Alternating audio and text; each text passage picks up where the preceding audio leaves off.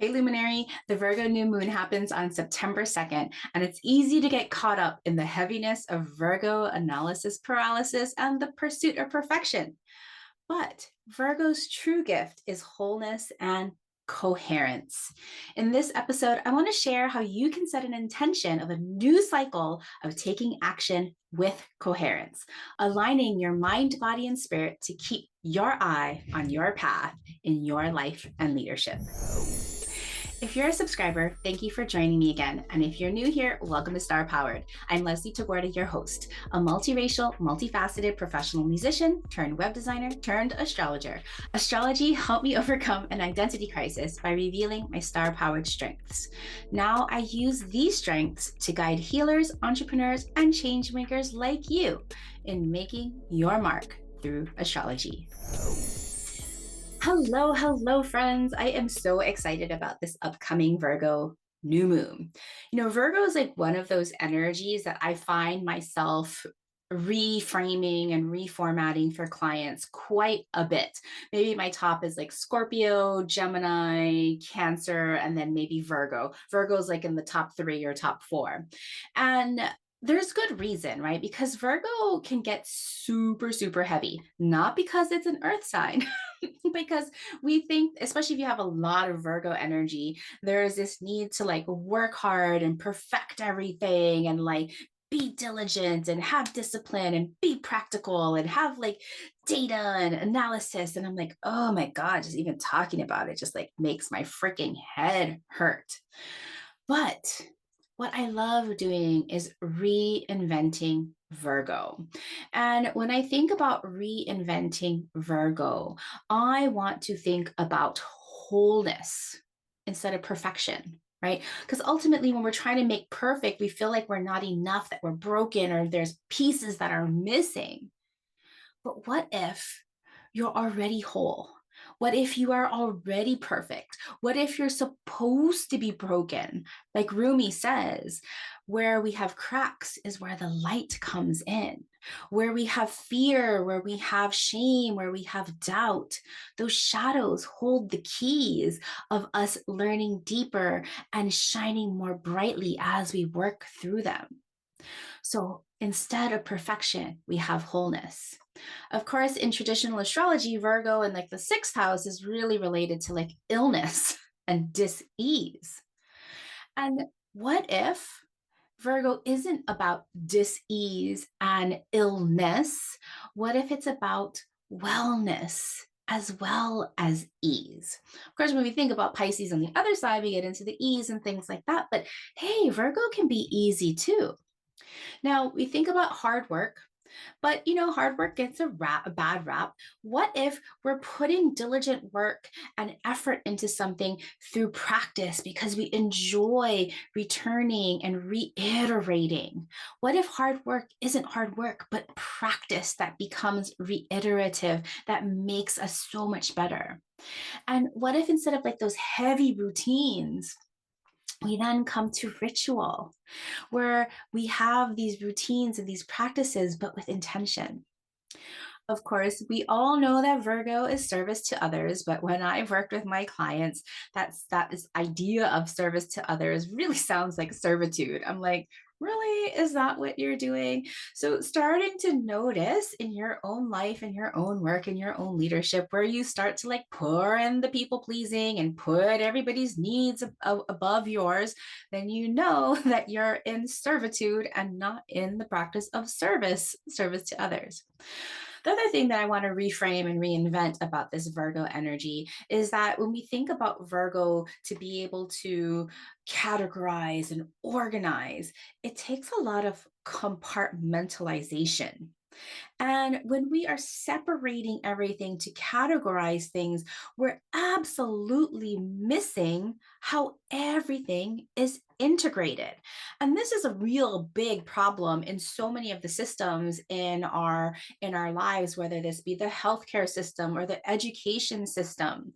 All of these like big systems have like gotten, well, this is my department and that's your department, but like all these departments are related and they all have to work together. And that's how these operational systems of Virgo really come to life, when things are working in flow and integrated together, when your health is holistic and integrative, instead of just figuring out why you have that one rash. Right? Like, or how are you going to like get rid of that one rash, that one dot? Okay, take this cortisone shot. Like, well, maybe if you tested your gut bacteria, maybe you'd find that you have like some allergies that were causing your rash, that you don't really need to cortisone if you just take care of your, of what you put into your body and digest in your body. Okay. Now the data, right? If you're one of those Virgos or has that Virgo energy that gets stuck in the analysis paralysis, trying to collect all that data, well, data means nothing if you don't create the story, if you don't have the evidence, if you don't see the meaning behind the data. So ask yourself, why are you creating the data or gathering the data? What evidence are you trying to find or create? And knowing that your own observation is evidence enough as well. The last one that I want to come to is practical versus coherence. And this is where we're going to tie everything into like why coherence is my personal favorite keyword of Virgo at this moment in time. Why coherence and acting in coherence is such a crucial part of this Virgo new moon. Before we get into that, I just wanted to share a little personal story, because today was our final day in Star Powered Circle. I'm recording this on Friday, August 30th, and it was our final day in the second trimester, so 4 months of Star Powered Circle, and we had this beautiful, beautiful reflection ceremony. And in this reflection ceremony, I really was asking the members, the community members, to show up vulnerably, to look at the past 4 months, to look at some of the hard things, but also to look at some of the easy things. Now, I am one of those people that I like to talk about challenges. I like to talk about the hard things. I like to talk about fears. And it's not because I want to be a Debbie Downer. It's not because I want to be a party pooper. It's not because I want a trauma bond. But to me, I want to know what is absolutely true to you, what motivates you, what keeps you up at night, what holds you back, by understanding some of the things that are hard, some of the things that are challenging. Because to me, in those shadows, in those fears, in those doubts, in those shames, are the keys to working through them. And so today in the reflection ceremony, as we looked back at the last 4 months, May, June, July, and August that we spent together, I opened up with the question, what was hard the last 4 months? And I've heard so many stories of like interpersonal things about like, death and breakups of relationships because of boundary settings, or challenges with caring for an elderly parent, or not making enough income to pay the bills. All of these are real, real, real challenges. But what I also heard when you flip that challenge over was what that person truly desired. I had a client who shared that she was grieving over losing a relationship with her sister that never respected her boundaries. And so my client had to, put that boundary up. And as she was telling the story, and even though she was grieving the loss of that relationship with her sister who couldn't abide by her boundaries, she was like, oh, look at me. I actually lived in coherence with my values, and I set up a boundary and I stuck to it. Okay. For the people who were, received like feeling lack in their lives, that things were really, really hard, I encourage people to look at like, well, what are you still creating lack in your life? What are you hiding from? How are you not showing up? How are you not living generously? right? There's always a key to in our fears, in our challenges, in those judgments that we place in ourselves to what we truly, truly, truly want. Okay. And so to live in coherence doesn't mean to bypass. Doesn't mean to like bypass and think that we're all that I'm going to just release all my fears and be free of my fears, because let me tell you, those fears don't go away. Even people who seem like beautifully brave and people who are, changing the world, do they have doubts? Do they have fears? You bet you do. The difference is that they don't allow those fears to stop them. They question the fears, they get curious. Well, what are you actually scared of? Are you scared of making a mistake? Are you scared of failing? Are you scared of upsetting people? Right now, gratefully, most of us who are listeners here are privileged. We're not really fearing for the actual, our survival or our lives, and those are real fears too that will, block our paths often, all the time, right? Because of survival. But for the rest of us who get to live these beautiful, blessed lives, doing work that we're passionate about, I mean, we are so freaking lucky. Just let that settle in. If you are blessed enough to be able to choose what you do, then don't you owe it to yourself to look at your fears, to look at your doubts, to look at your shames, and to work through them? Sometimes when you're working with coherence, sometimes when we're feeling doubt or shame or fear, it's because we're freaking tired. We have not been taking care of our bodies. We haven't been filling our cups doing the things that we love doing. We haven't been eating well. We haven't been exercising. We haven't been resting. And so while that may not be like pragmatic and practical to like whatever your goal is, it's still acting in coherence with taking care of your own wellness, because when you take care of your own wellness and you are operating with full capacity from a full cup because you've prioritized your own joy and your own wellness, well, then, my friend, you have the energy to work through your fears. Yes. And so when coming back to the reflection ceremony, I'll start our circle. Promise I'm getting somewhere. Just bear with me in the scenic route as we take these twists and turns. The last question. So I asked questions, what was hard the last 4 months? What was easy? What do you want to bring more of in your life? What do you want less of? What did you achieve and overcome the last 4 months? And what do you yet still have to achieve? And there is gold in that last question. What do you yet have to achieve? Because without thinking, I want to ask that question to yourself. What do you yet want to achieve? As a leader, as an entrepreneur, as a change maker, as somebody who is directing their own life, you get to choose. And when you're not bogged down by like, oh, I should do this and I should do this and I should do this, and you get straight to the heart of what yet do you have to achieve, those aren't going to be out of the shoulds and the obligations. Those are going to be what you are truly wanting to keep your eye on. Your goals, your star, your whatever moves the needle, I like to say, the thing that is important to you.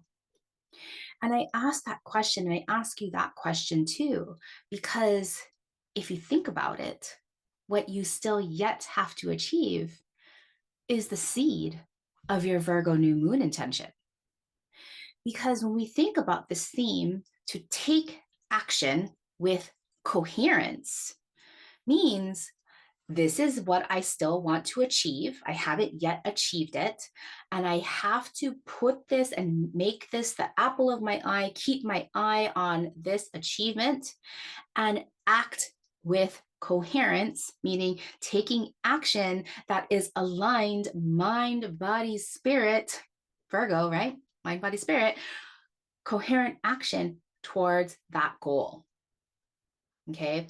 It's easy to not to take incoherent action, right? We're like, oh, I really want to like buy a new car, yet I'm spending all my money on clothes and makeup. Or I really want to, lose a few pounds, yet I'm, eating ice cream every night on the couch. Or I really want to get my visibility, yet I don't post anything on social media. Or I really want to increase my income, yet I'm hiding all my offers and not actually sharing them with the world in a way that people can actually receive them. Those are acting out incoherently. And oftentimes, when we're acting incoherently, it's because we're allowing fear to take the reins. Instead of sitting with fear and asking fear, oh, what do you need from me? What do you want me to listen? What do you need me to accept about myself? We let fear take the reins and say, well, if people really, really want this, I'm going to make them dig a little bit deeper. Oh, well, if people really want to people really want to be in relationship with me, then I'm going to wait for just the invitations and I'm not going to offer out any kind of, extend any olive branch to build a relationship. Okay. So to live in with coherence, to act with coherence, is more than just speaking coherently. Okay. So to me, coherence sums up Virgo perfectly.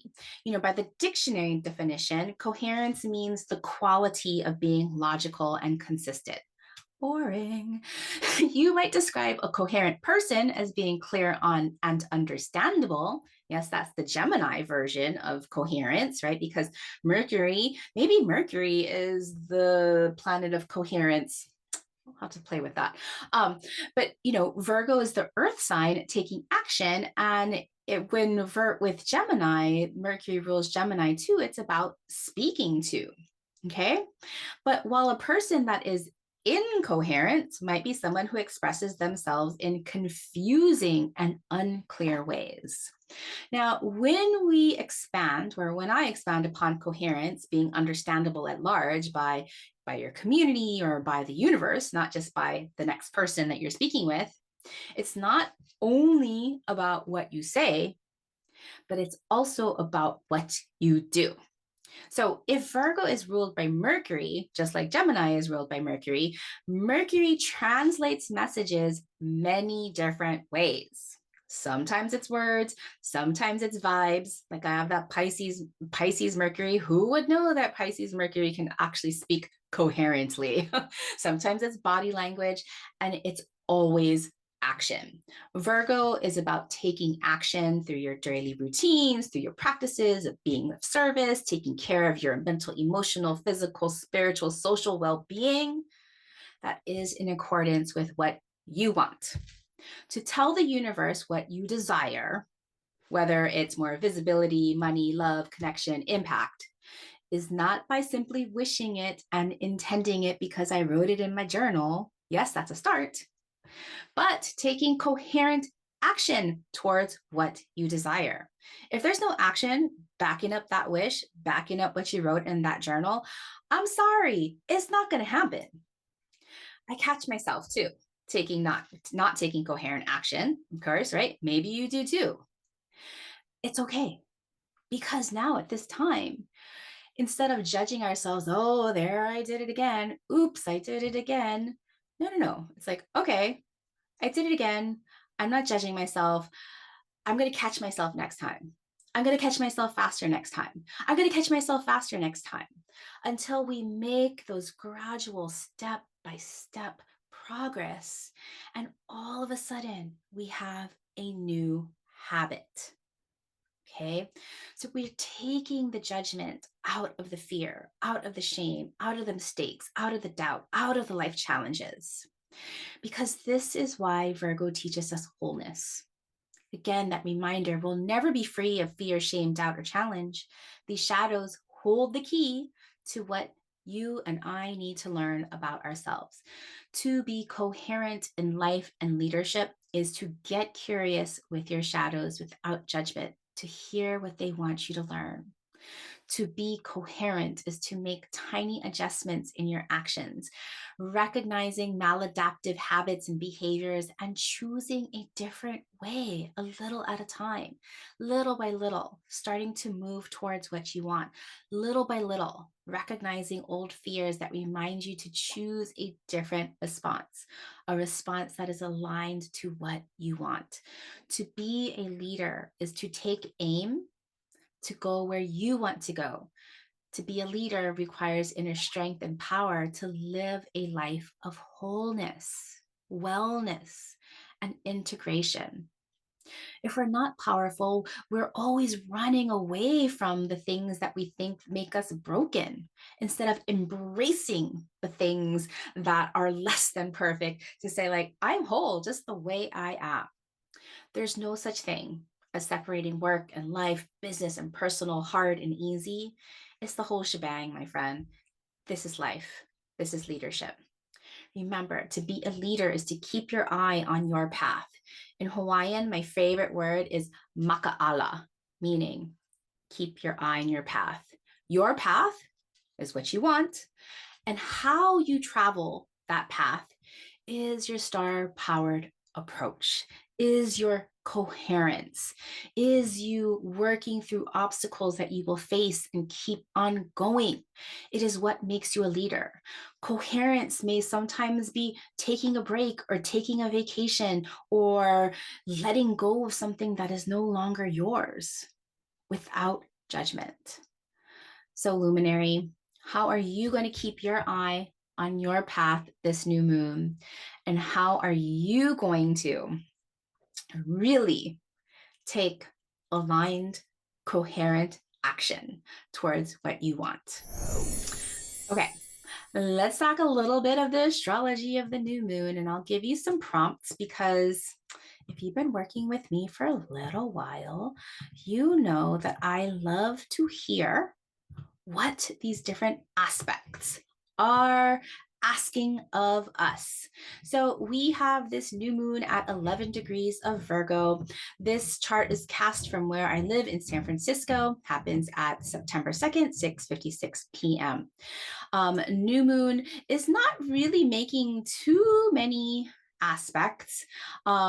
We have an opposition to Saturn. There is a square, a wide opposition to Saturn, 5 degrees. We have an even wider square to Jupiter. So in reality, we have a T square there. We also have actually a beautiful quintile from Mars to the new moon. And the ruler of the new moon is, of course, Mercury, who's in Leo and going and still in the shadow zone. It's going direct now, but it's still retracing its path. It's not going to be out of the shadow zone until Mercury gets to that Virgo of 4 degrees. So let's take a look at what these different planets, different aspects of this new moon is asking us, because sometimes when we dive deeper into these reflections, we can get more clear on what we truly want. So first of all, of course, remember whatever house is being activated, and I'll go through those house activations shortly. Whatever house is being activated is where you're putting your most, like where in your life you're planting the seeds of your new moon intention. So new moon, of course, is always asking, what do you want? This is the time to choose what you want. You don't have to plant seeds that you don't want. So what do you want? What seeds are you going to be planting this new cycle? Of course, Virgo is asking you, okay, how are you going to take action with coherence, not incoherent, with coherence? How are you going to reiterate? How are you going to practice? How are you going to integrate? How are you going to be of service? But it means showing up and doing the work, right? And then Mercury in Leo is asking, what are you still working on to rekindle joy in your daily practices and routines? Okay, so this is the theme from when we were looking at that Mercury retrograde that we just finished about rekindling joy. Mercury is still working on that, helping you really set that into a habit and a practice. So continue working on that. What is bringing you joy? Making sure that you're scheduling that in regularly. And then, just thinking about Mercury and how it's beautifully trined to Chiron, the wounded healer. Been working with so much Chiron lately. And so, if you want to, Chiron asking, this trine with Chiron is asking, how are you seeing your flaws and wounds as part of your wholeness and leadership? Okay. I'm going to keep coming back over and over and over again. This trine says, like, hey, you can see it now. Hold on to that. Own that. Okay. Then let's talk about this T square. So, new moon sitting opposite Saturn and squaring off with Jupiter, holding court. So Jupiter is holding this opposition, this beautiful T square. I love T square energy. I think it's a very active energy. It has that energy to instigate. It's a don't tell me no kind of energy. So, if you have a T square energy, I encourage you to think about yourself as somebody who is like, don't you dare tell me no, because if you tell me no, I'm just going to go ahead and do it.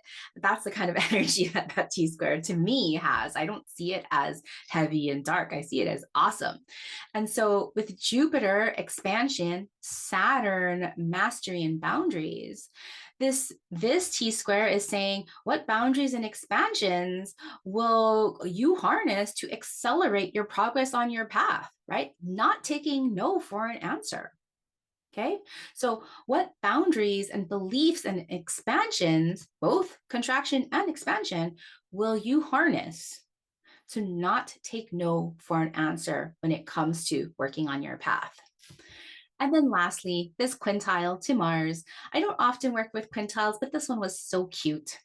So quintiles, oftentimes are like this magical fifth harmonic, meaning when you look at a quintile, you can divide a circle into a pentagram, 72 degrees, and it's kind of this je ne sais quoi, this quintessential energy. And when I'm looking at this, I hear it asking us like, well, what knack do you have? When you think of that knack, that special talent, that genius that you just have that you can just pull out of your pocket and you're like, oh, I didn't know you could do that. Even if it's like totally obscure, like being able to juggle or flaring your nostrils or cooking up like a really, really delicious stew or soup, like whatever, like just this random knack that you have. How is your knack? No matter how in left field or obscure it may be, how is that knack going to help you get what you want? So last thing I want to cover, that I like to create this kind of personalization for your Virgo new moon intention and theme based by what house is being activated for you by this Virgo of 11 degrees. And so if all of us here, if you don't know your astrology chart in that way, you don't know where Virgo of 11 degrees is, don't worry about it. Tune in. I write these for the rising sign, but if you know which house contains Virgo of 11 degrees, then I encourage you to use that house. So we are planting the seeds so that you can keep your eyes on your path, what you want, with coherent action in your work. Because as we open up into this, the unprecedented astrology that is coming our way, there's going to be so much unexpected. So how do we navigate and sustain that change? It's by keeping on our path. Okay.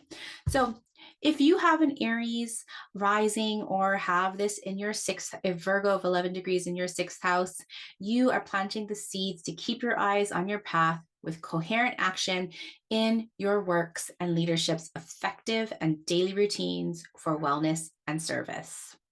For my Taurus rising friends, or if this is in your fifth house, you are taking coherent action in your leadership's joyful practice and up-leveling your nervous system capacity.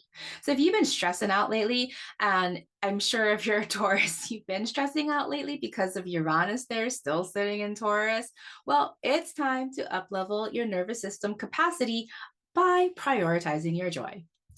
If you're a Gemini rising like me, or have this Virgo of 11 degrees in your fourth house, this is for you to integrate your private spaces for soul and leadership alignment. So for example, what I mean by that is, getting your home in order so that you can feel really grounded there. And for me, with star powered circles starting to open on September 3rd, this is really bringing what do I want star powered circle to be over, how will I take action on my community so it turns into everything that I want it to be.